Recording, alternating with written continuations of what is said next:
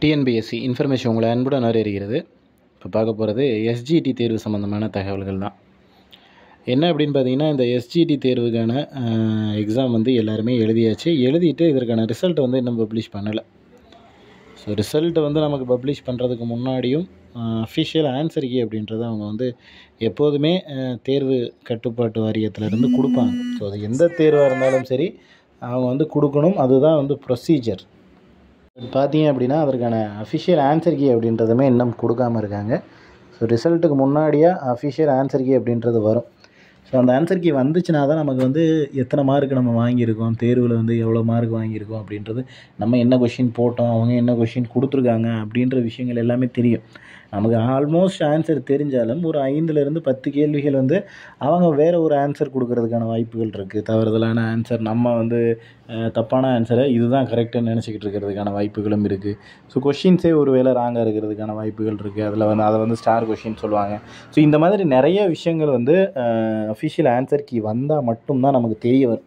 ஏன்னா ஸ்டார் கேள்விகளோட எண்ணிக்கை எவ்வளோன்னு தெரியணும். எத்தனை கேள்விகள் வந்து தவறுகளாக இருக்குது, எத்தனை ஆப்ஷன்ஸ் தவறுதலாக இருக்குது, அவங்க கொடுக்குற கொஷின்ஸில் வந்து எவ்வளோ வந்து மார்க் வருது, நம்ம வந்து எவ்வளோ கொஷின் கரெக்டாக போட்டிருக்கோம், நமக்கு வந்து எத்தனை மார்க், அதாவது அக்யூரேட் மார்க் வந்து அஃபிஷியல் ஆன்சர் கீ கொடுத்தா மட்டும்தான் தெரியும். ஸோ அதுவே இன்னும் கொடுக்காதனால நமக்கு வந்து இப்போ வரைக்கும் இந்த ரிசல்ட் வரதில் இன்னும் குழப்பம் அப்படின்றது நீடிச்சிக்கிட்டே தான் இருக்குது. ஸோ அதற்கு முன்னாடி வேக்கன்சி வந்து இன்க்ரீஸ் பண்ணுறது தொடர்பான கேள்விகள் நிறைய கேட்டுக்கிட்டே இருந்தீங்க. நம்மளும் நிறைய முயற்சிகள் அப்படின்றது எடுத்துக்கிட்டே தான் இருக்கோம். ஸோ மேக்ஸிமம் கூடிய விரைவிலேயே நல்ல முடிவு வரும் அப்படின்னு எதிர்பார்க்கலாம். ஸோ அவங்க சைடில் இருந்தும் நமக்கு கிடைச்ச தகவல்களின்படியும் வேக்கன்சி வந்து இன்க்ரீஸ் பண்ணுவாங்க அப்படின்ற தகவல் தான் கொடுத்துருக்காங்க. அதனால் நீங்கள் வந்து கேண்டிடேட்ஸ் இப்போதைக்கு நம்ம வந்து அடுத்தடுத்த தேர்வுகளில் ஃபோக்கஸ் பண்ணிட்டு நம்ம எக்ஸாம்ஸ்க்கு படிக்கிறத மட்டும் ஃபோக்கஸ் பண்ணால் போதும். ஏன்னா அடுத்த ரிசல்ட் வந்தாலும் சரி, வேக்கன்சி இன்க்ரீஸ் ஆனாலும் சரி, இதுக்கு மேலே நம்ம வந்து அதில் எதுவும் பண்ண முடியாது, பண்ண போகிறது இல்லை. இப்போ வந்து நல்லா தேர்வு எழுதலைன்னு வருத்தப்பட்டும் பிரயோஜனம் இல்லை. தேர்வுக்கு முன்னாடி நல்லா படிச்சுட்டு இருக்கணும். அப்போ தான் வந்து எக்ஸாமில் நல்ல மார்க் வாங்க முடியும். தேர்வுக்கு முன்னாடி நம்ம என்ன பண்ணியிருந்தோமோ அந்த மார்க் அப்படின்றது நமக்கு வந்து கிடைக்க தான் போகுது. 5 மார்க் வாங்கினாலும் அதற்கான உழைப்புக்கு, உங்களோட உழைப்புக்கு மார்க் அப்படின்றது கம்பல்சரி கிடைக்கும்.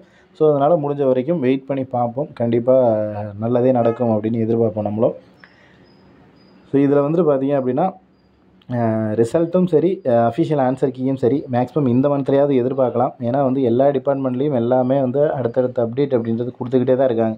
ஸோ டிஎன்பிஎஸ்சி தரப்புல இருந்தும் அடுத்தடுத்து கண்டினியூவாக வந்துக்கிட்டே தான் இருக்குது. ஸோ அதனால் கண்டிப்பாக இதுக்கும் வந்து ஒரு விடிவு காலம் பிறக்கும் அப்படின்னு எதிர்பார்க்கலாம். இது சம்மந்தமாக வேறு ஏதேனும் சந்தேகங்கள் இருந்துச்சு அப்படின்னா கீழே கமெண்ட் செக்ஷனில் கமெண்ட் பண்ணுங்கள். அதே போல் நம்ம சேனலில் போடக்கூடிய வீடியோக்கள் எல்லாமே உங்களுக்கு நோட்டிஃபிகேஷனாக வரணும்னா நம்ம சேனலை சப்ஸ்கிரைப் பண்ணி பக்கத்துலேயே இருக்கிற பெல் ஐக்கனை கிளிக் பண்ணி ஆல் அப்படின்னு பட்டன் கொடுத்துருங்க.